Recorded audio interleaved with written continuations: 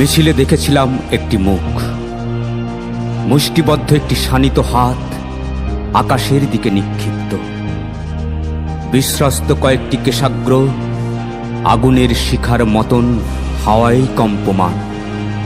ময়দানে মিশে গেলেও ঝঞ্ঝাক্ষুব্ধ জনসমুদ্রের ফেনিল চূড়ায় ফসফরাসের মতো জলজল করতে থাকল মিছিলের সেই মুখ।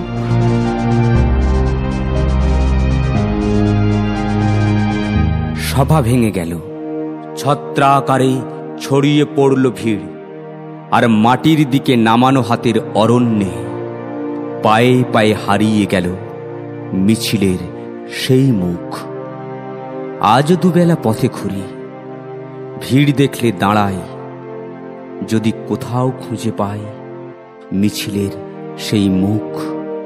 কারো বাঁশির মতো নাক ভালো লাগে, কারো হরিণের মতো চাহনি নেশা ধরায়, কিন্তু হাত তাদের নামানো মাটির দিকে।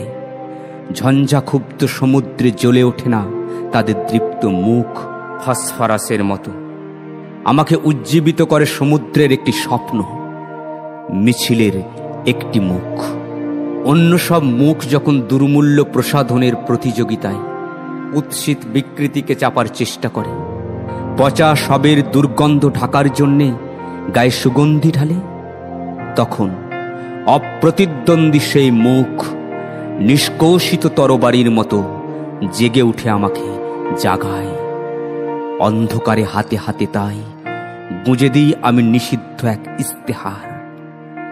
জরাজীর্ণ ইমারতের ভিত ধসিয়ে দিতে ডাক দিই, যাতে উদ্বেলিত মিছিলে একটি মুখ দেহ পায়, আর সমস্ত পৃথিবীর শৃঙ্খল মুক্ত ভালোবাসা দুটি হৃদয়ের সেতুপথে পারাপার করতে পারে।